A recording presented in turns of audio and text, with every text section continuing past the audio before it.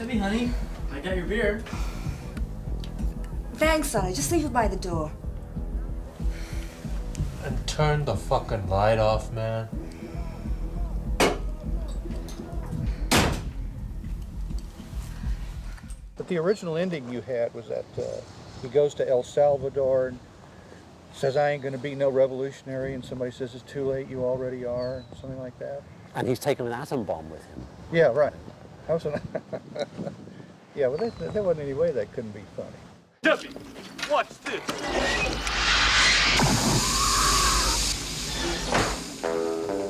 Oh, dear. What was specific about the neutron bomb was to have a battlefield nuclear weapon that would conform to Christian just war principles, namely kill the invading enemy,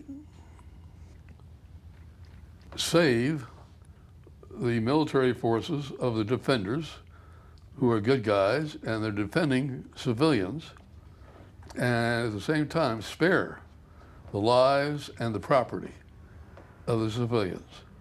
And that's what the neutron bomb was all about. As you well know, I didn't have any creative input into the process of Repo Man at all. In fact, the ideas that I came up with, you guys usually looked at me like you. What are you pointing? The boots? What boots?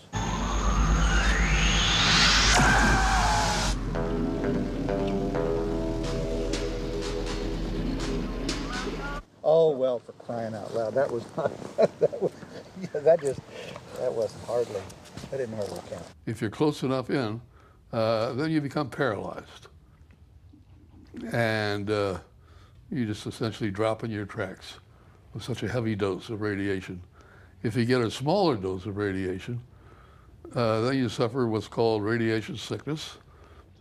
And you can't do anything. You're militarily ineffective. And if somehow or another some medical people could get a hold of this unfortunate person and get him off to some medical facilities, he could survive.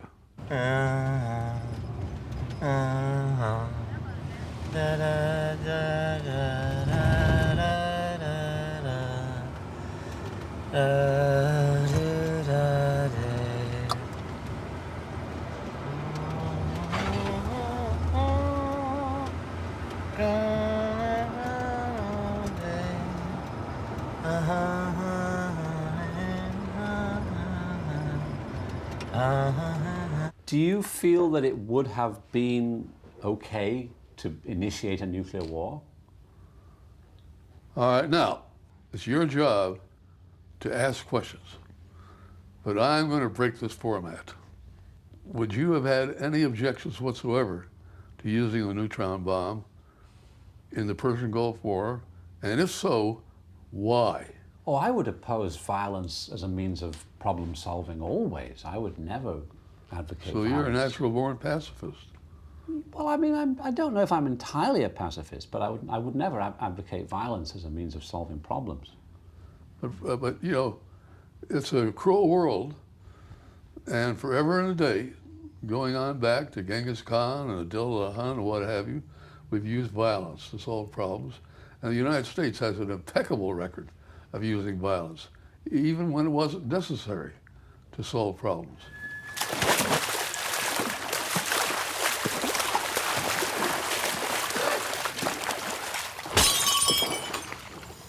Hey, how's your hand, man? Still hurt? Yeah. No. You know, one of these days I'm gonna own me a place like this. Quadriplegic stereo and jacuzzi. No, make that 2 jacuzzis. So I don't get the herpes off my fucking guests, Archie. You already got him, dude. Draw Tippy.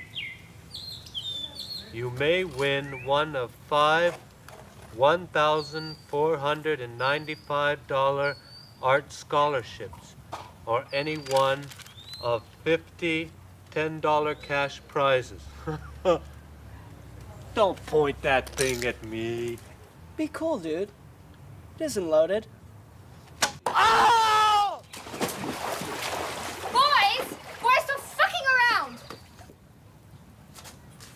Would you like to look at some scenes from Repo Man that we removed from the finished film that no one has seen? I find this irresistible.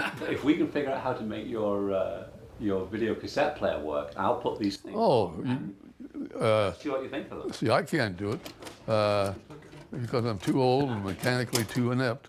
I'll call you back. Living general telephone.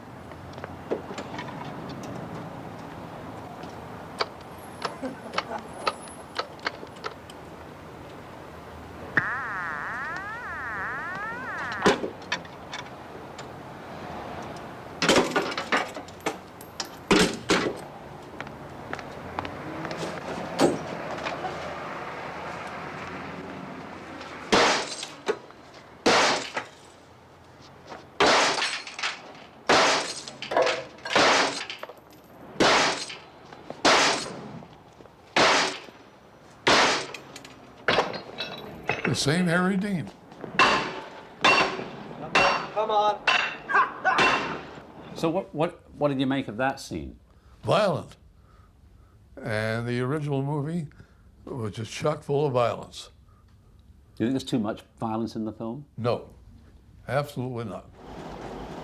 This is what I call phase 2, Ace. If the dealer don't have the keys, you call the truck. And it is heartbreaking. You sit waiting for the truck. Dimwit comes out and drives away. Once you got this baby on the hooks, she's all out. No, you don't. If this is right now, you are not going to take this car. I know my rights. There's absolutely no way you're going to take it. Are you Miss Luann Packman? Obviously not. I'm Arthur Packman. Luann is my daughter. Now you're going to have to take this matter up with her. Well, don't think I haven't tried, sir, but she hasn't had the decency to call us in months. I mean, I've skip-traced this car all over town. Luann is sick. Now, the damn car isn't working anyway, and I know that's why she hasn't paid you. Well, she could have called us. Look, all you got to do is call my branch manager. I will abide with whatever he says. I.G. Farben. What do you take me for, a moron? If I go in there, you're going to take this car away. What, I'll lose my job? The law requires that I stay right here until you call my branch manager. That's the law? That's the law.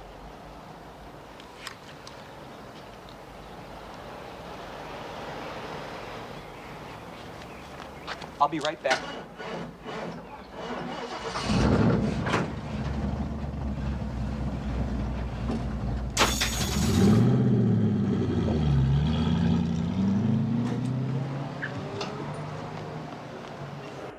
And that's the Very conclusion familiar, of very that. familiar. I think it was a good performance by Harry, wasn't it? Harry Dean was very convincing in that. Yeah, In his convincingly obnoxious. and convincingly insincere, promising that man that he would stay right there, and the law required it. You know. Well, but that's what the Repo one was all about. You know, a bunch of hucksters.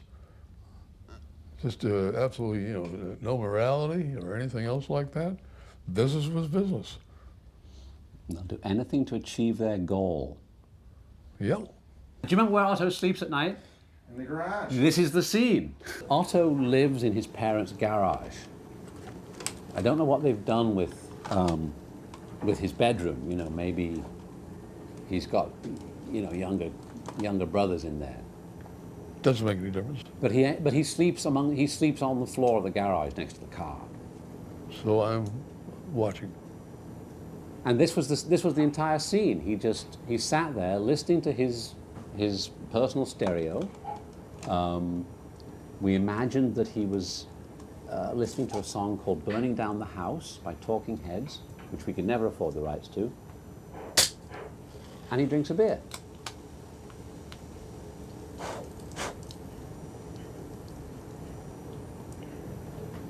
He's very good at drinking a beer all in one. Oh, go on, have another.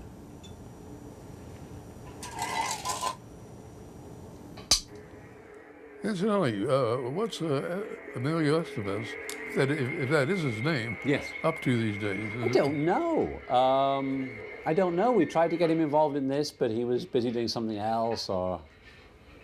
I don't know what his... But is he in showbiz, or you don't even know that? I don't know. Well, I think he had aspirations to be a director. Ah, this is the... I think this is the party scene.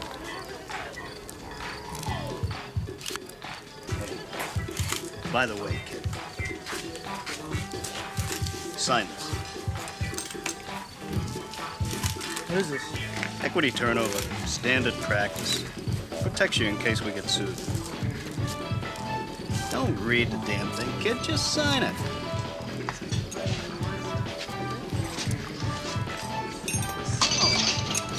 Here's the new waiver we've all heard so much about. My old man had a mohawk when I met him. He was in the service then. Sign it over to me. He was such a monster. Doesn't even realize. I used to have to tell him no. My old man was exactly the same way. So we got married. Hey, Ola, your wife's hanging all over Otto. Yeah, like flies on spit. Have you seen Bud anywhere? Who?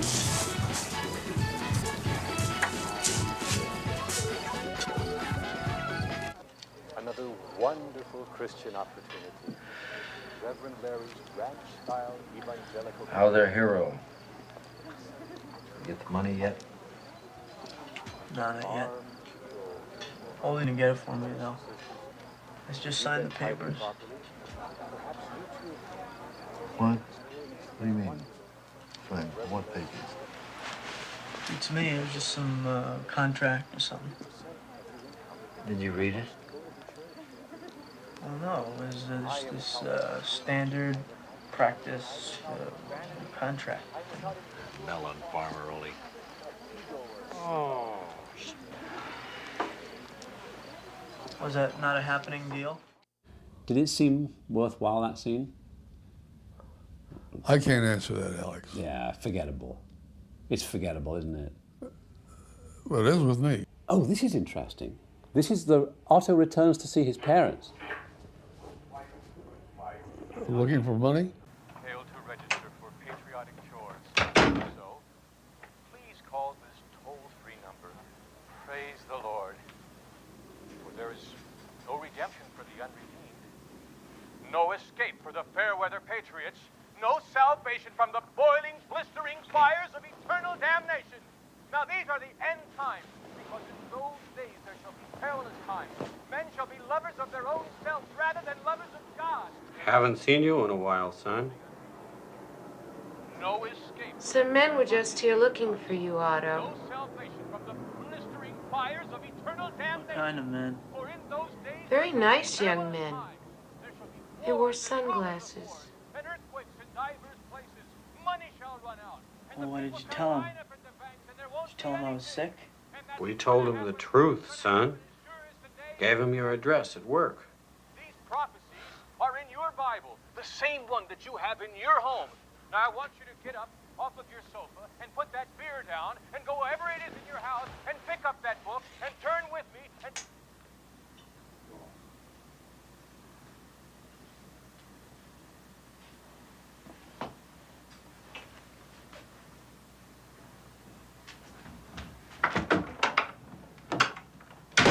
But I think it ought to be included. I think that was all right, wasn't it? It was just fine. Yeah, yeah. We've already had an introduction to his relationship with his parents, and to have a repeat, I think, just, you know, excellent. See, they're looking for the neutron bomb. Yeah. Which was not obvious in the slightest. Yeah. In your first round.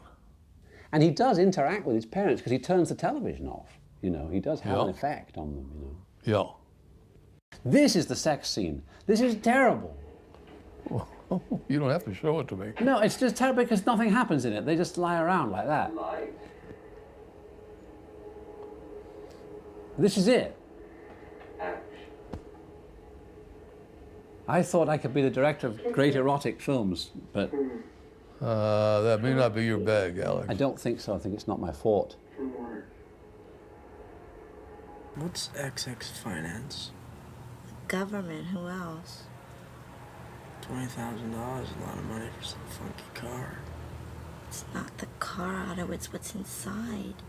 The government will stop at nothing to get its aliens back. How come you know so much? told you I'm part of a secret network. See this? It's our secret sign. This is the happy face badge. I don't tell many people about that. And I really like you, Otto. A lot of people don't believe me when I tell them about this stuff, but you take me real serious. Do you have any more questions? Yeah. Do you think $30 a week is too much rent to pay? For this place? Yes.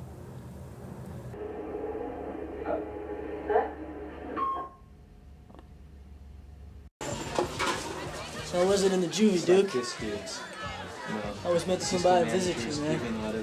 Thanks, Otto. So I just No, I really did. off, you know. I don't know why I never got around to it. Beat the shit out Goddamn of pick and him. pay, I guess. There we go. Can I Staying with your folks? later? Threw me out. Fucking asshole. You know I can get a piece. Well, you gonna get a piece, eh, Duke? Yeah, I was thinking of getting one too. You know, 357 Python, man. Blow a hole this big. Come on, dude, go in on it with me. We'll shoot animals. We'll shoot people. Finished up there or what? Shoot cans. All yours. Shoot anything. Kevin, suck on this. Dude, you know I don't smoke anymore. Yes, you do. I've interviewed Nesmith and I've interviewed Sam Cohen, and I still don't really feel like I've got to the bottom of what Repo Man's about. You know, Repo Man's about something. I'm not sure what it is. Hello, Alexander. J. Frank Parnell. J. Frank, you're the inventor of the neutron bomb from the film, right? Oh, this is fantastic. Well, maybe you can help me out. Look, I'm just looking at some outtakes from Repo Man, trying to figure out. Here's a scene where Kevin, the kid who was the bassist for Napoleon Dynamite. Alexander. Yeah, Alexander Schloss. Yeah, you know, there he is, and they talk about fast food. What do you think about that? I'll deal with you later. I got a customer to attend to. You too. Hi, I'm Kevin. Vacuum, sir?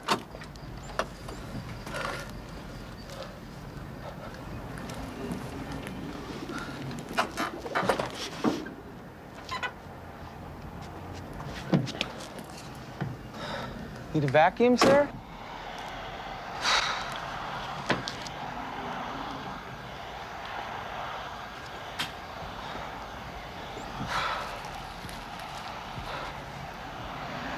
Have you any machines? You don't want to eat from a machine. Look, there's a nice Del Taco across the street. They got enchiladas and everything. But I do want to eat from a machine. Vended food contains all the necessary nutrients for survival. Tastes damn good, too, by golly. And plus, on any given evening, the machine that last night gave you Cheetos might dispense instead Doritos, Yo-Hos, Oreos, Tostitos, or Lorna Doone. Lorna Doones? I love Lorna Doones. Lorna Doones. I love Lorna Doones. In fact, I'm quite hungry right now. Do you have any food? The budget didn't actually, you know, it was either food or videotape. Well, hey, do you want me to check the trunk? I feel like I'm gonna pass out from hunger. Before you do, here's another scene. Now, I think you might like this one because it's one of the longer, it's a longer version of the scene with you and Emilio in the car, you know, and you're driving along and... J. Frank Parnell.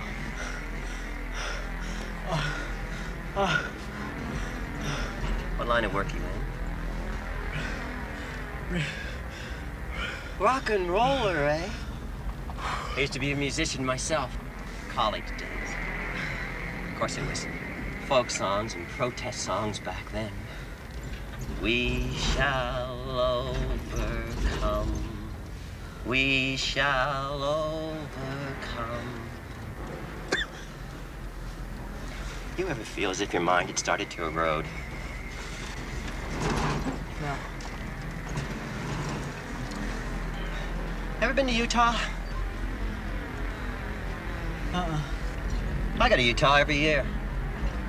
A friend of mine was a designer of the MX missile racetrack basing mode. 100,000 miles of railroad track and a big loop through Utah, Arizona, and Nevada. The bombs were gonna hide in locomotive sheds. That way the red team would never know exactly where they were. I still go out to Utah just to think about the way things might have been. Sir, I represent the Helping Hand Acceptance Corporation. Radiation. Yes, indeed. You hear the most outrageous lies about it. Half-baked goggle-box do-gooders telling everybody it's bad for you. Pernicious nonsense. Everybody could stand 100 chest X-rays a year. They ought to have them, too. When they canceled the project, it almost did me in. One day, my mind was literally burst. The next day, nothing. Swept away. I'll show them. I had a lobotomy in the end. Lobotomy? Isn't that for loonies? Not at all. A friend of mine had one. Designer of the Neutron Bomb. You ever hear of the Neutron Bomb? Destroys people. Leaves buildings standing. Fits in a suitcase. So small, no one knows it's there till blammo! Eyes melt, skin explodes, everybody dead. It's so immoral working on a thing can drive you mad. That's what happened to this friend of mine. So he had a lobotomy. Now he's well again. What kind of car does your friend drive? Chevy, no. Can you do the same type of work? Didn't I tell you? I can't tell you what I do. I'm classified. This is really a nice old car. Why don't you let me drive? What do you mean? Well, I don't know. I mean, don't you feel funny? Why should I feel funny? The two hemispheres are fundamentally at odds. Hemisphere. You know, it's strange. I do feel funny.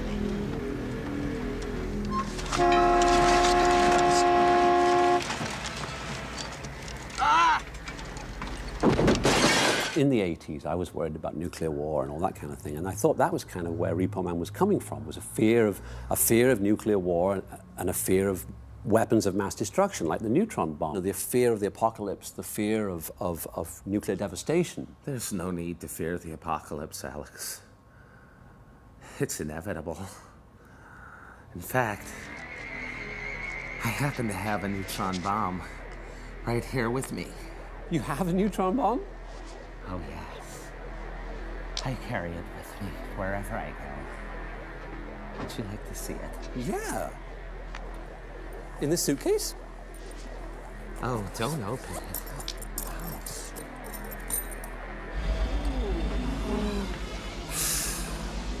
It fits in a suitcase.